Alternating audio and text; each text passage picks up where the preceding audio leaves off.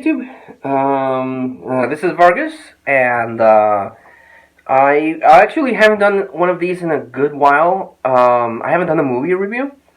I've done a lot of pickup videos, but it's been a while since I've actually, recorded myself talking about a movie. But I just finished watching a movie on Netflix.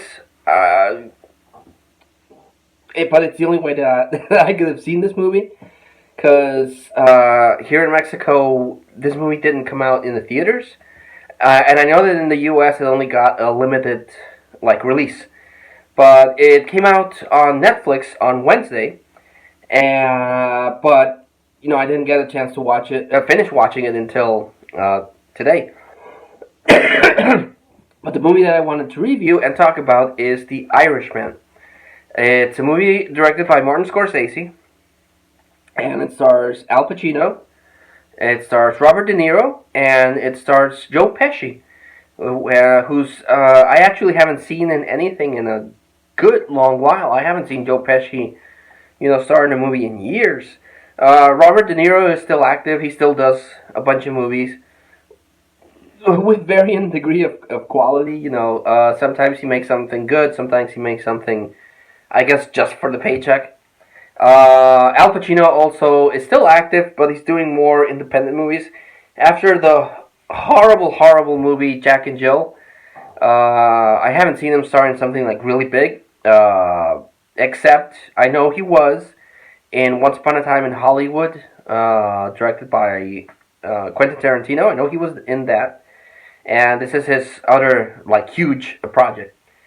And it's in Netflix, and I usually don't like streaming movies. Me, I'm a physical media guy, but it was the only way to actually sit down and watch this. It's through Netflix, and Netflix has been going through this weird phase where they, I don't know if it's gotten too expensive or the movie studios are just trying to develop their own streaming services. I know Disney did that. And as of the time I'm recording this, Disney has taken out a lot of their content because they released Disney Plus.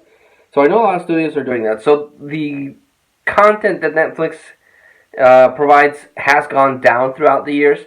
So what they're doing still to stay relevant is that they're producing their own TV shows, their own movies, and releasing it that way. And it's good because it doesn't. They haven't elevated the cost of renting the service, and you still get to watch some really good content there. So I was really hyped about this movie in particular, because I like the cast, I like the director. Even though, if I'm remembering correctly, I read on Facebook that Martin Scorsese was criticizing the Marvel movies and the whole superhero boom that we're going through. And I know that a lot of people went after him because of that, but it's the good thing about a film in general is that you have all these different genres that can coexist. It's true that the superhero genre right now has become more popular, but it's kept movies relevant. A lot of people still go to the movie theaters to watch those type of movies. So even though we are getting a boom on superhero movies, it is keeping, I think, it is keeping, the movie-going experience afloat, because everyone right now streams everything. But, so I agree to disagree with Mr. Scorsese. But this movie, again, I was really hyped for it. Really looking forward to its release. And it might put off a couple of people. I know a lot of people have complained about this as well, because I've heard a lot of people complain about what he said about the superhero movies, but also, this is a 3.5 hour long movie, which is fine. Endgame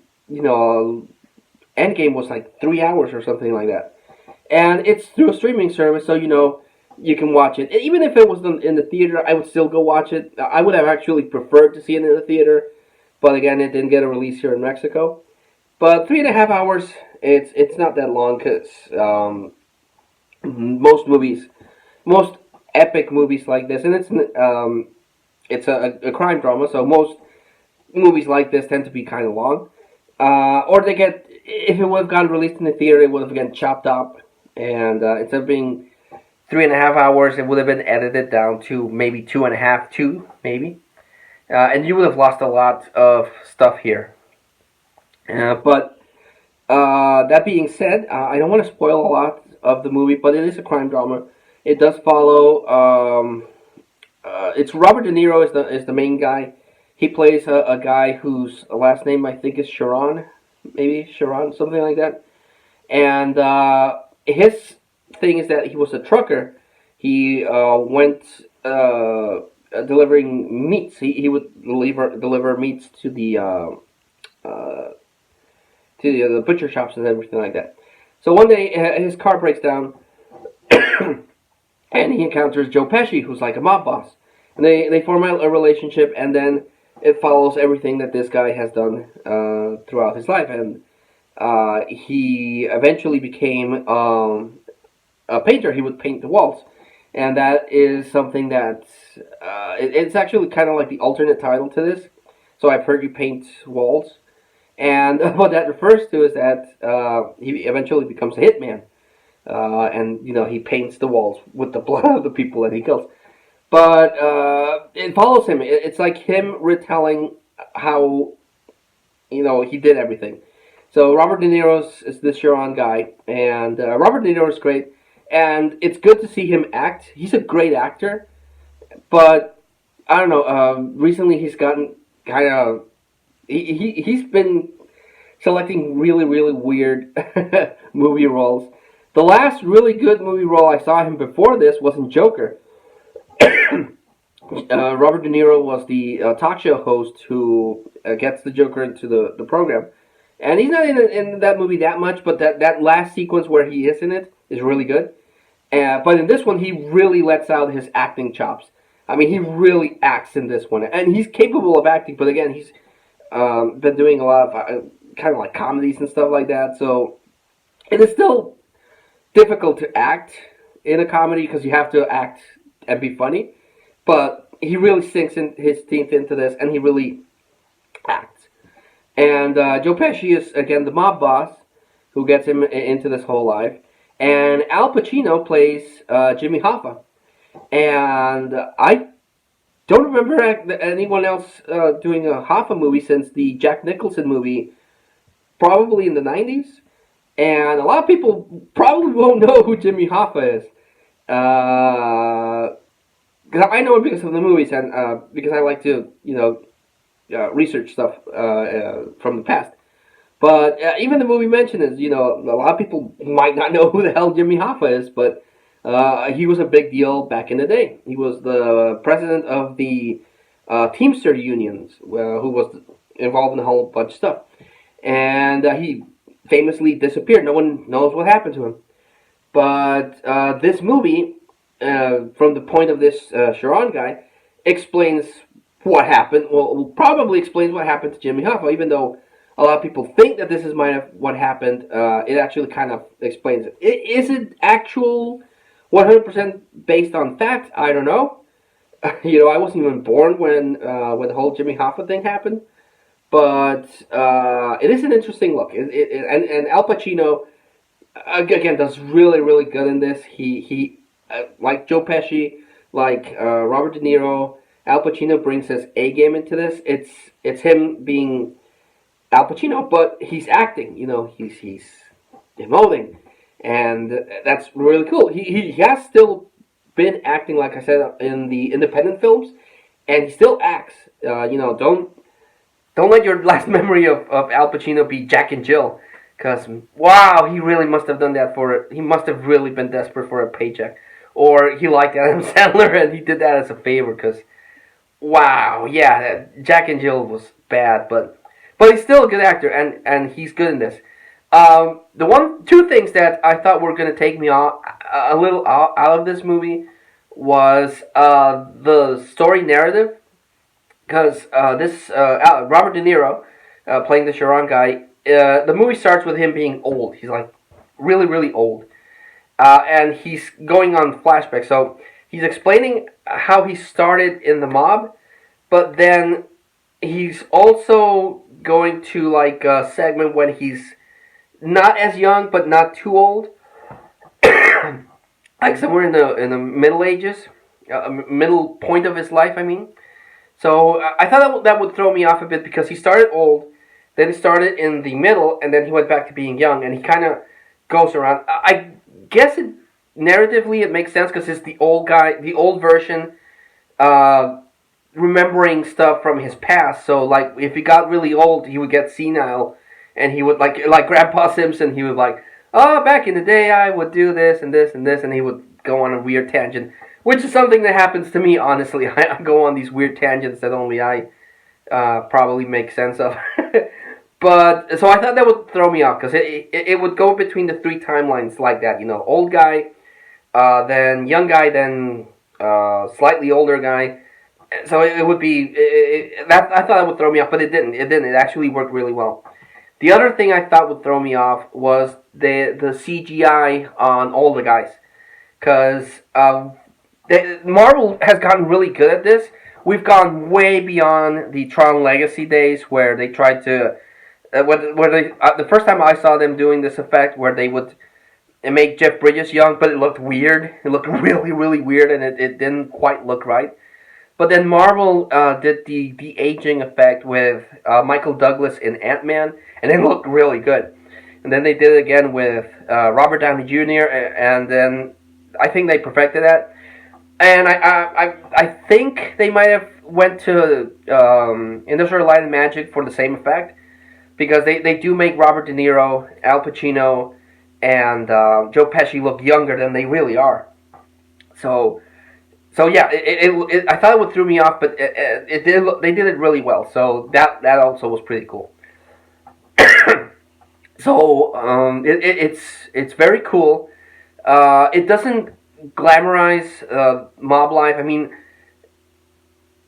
like some of like I don't know, like Goodfellas, which who kind of glamorizes the or even Scarface glamorizes the mob life, even though you know Scarface has a downer ending because they kill Tony Montana, and this one also has a kind of a downer ending the last half hour because you're like, oh, again, I don't want to spoil it, but it kind of leaves you thinking that you know crime at even though you do have for a time a good life, like you know you have riches and excess. At the end of your life, you know all of that doesn't amount to jack shit. Because either you get killed or whacked by the mob, or you're you know a rival mob boss, or you get to be old and your life sucks. So yeah, that last half hour, 20 minutes maybe, was like wow. I didn't think they would go that route, but yeah, it's really really good, and the interaction between Robert De Niro and Joe Pesci, and then Robert De Niro and Al Pacino is really good. It's again the one thing I want to stress is that this is really well acted. I really liked seeing these three people interact between themselves, and Joe Pesci doesn't say a lot in this movie because he's a more kind of like reserved, old timey mob boss. He's very quiet, but he's very threatening. He doesn't say much, but when he says it, you know, it looks like this guy would mess you up. and and Jimmy Hoffa, played by Al Pacino, is like loud, like you know, like Al Pacino usually is in his movies. And Robert De Niro is kind of like he's kind of like I don't know. He at first starts off really trusting, and he messes up like when he goes to collect from a guy, and he goes to his boss and like, hey, where's the money? And he's like, he said he didn't have the money. He said it was, you know, his mom died. Dad, beep, beep, beep. He's been killing off his mom for 4 years. Here, take this gun. Don't use the gun. Just show it to him and bring him over. And he goes, like, he feels kind of embarrassed because they made a fool out of him. And it happens like him like 2 or 3 times in this movie. But, well, he's learning the ropes and everything. But, again, really well acted. in his way, because older Robert De Niro kind of has a little kind of look to him, but he always does that. But again, it's really well acted, and the editing is really cool. Again, the runtime I know might be a turn off for some people because it's 3.5 hours. I know a lot of people won't sit down for 3.5 hours. Some will. Others, might not. But again, it's run through Netflix, so maybe if you don't want to marathon the whole thing, you can watch, 2 hours and then do something else and then come back to the movie afterwards. But it doesn't feel like a 3.5 hour movie. It feels very brisk. I didn't feel the 3.5 hours. I felt everything went at a good pace, and it does have some violence. It does show people getting whacked by Robert De Niro, by different people. So there is some violence in this. If you're sensitive to that, well, heads up. It does have a good amount of violence. If you like that kind of stuff, you're probably gonna like this. But you would have to go into this in a very open mind about watching it again, because of the violence. If it doesn't affect you, it's good, and the runtime, and if you go into this okay with that and willing to see a great director do his craft, and then three great actors give great performances, you're gonna like this movie. And if you're into mob movies or crime movies, you're gonna like it also. So don't let the 3 hour runtime dissuade you. Don't let the negative things that have been said about Scorsese, affect you. So I know a lot of people won't even give this movie a chance because of the comments he made to the superhero movie thing. Ah man, this cough. But just watch it. Just watch it. I think that if you like these three actors and the director, and you like movies, crime movies or anything like that, you're gonna like this one. And it's definitely something I would really, really recommend. I would give it a score of a 10. I feel it right now that it's worth 10. It's a good movie. If it comes out in physical media, I'm gonna buy it because I would love to see this movie again and have it, physically. And I would like to see some of the behind the scenes stuff and how they did the de-aging process, if that would be possible. I would love to hear an audio commentary on the whole thing, because there's a lot of things that I would like to, know about what went into the movie, and maybe an interview with these three guys, because I know Joe Pesci is in semi-retirement, and so this is his I don't think it's gonna be his comeback. I think he just did this movie because probably Martin Scorsese asked him to, and he was like, "Who's gonna be it?" Well, Al Pacino, Robert De Niro. Okay, I'll do it. I liked him. But yeah, I don't think Joe Pesci might do another movie, but Robert De Niro will still be active, and Al Pacino will still be active, so you'll probably still see them in other stuff. But yeah, The Irishman, really, really good movie. I definitely give it a 10. I want to watch it again because I want to pick up on some stuff. I like to rewatch a movie. The first time for the experience, and if possible, a second time to kind of catch little details I might have missed, because there's a lot of things that are kind of implied, and again, I don't know if this is historically accurate. It's based on the testimony, well, not the testimony, but the memoirs of this Chiron guy.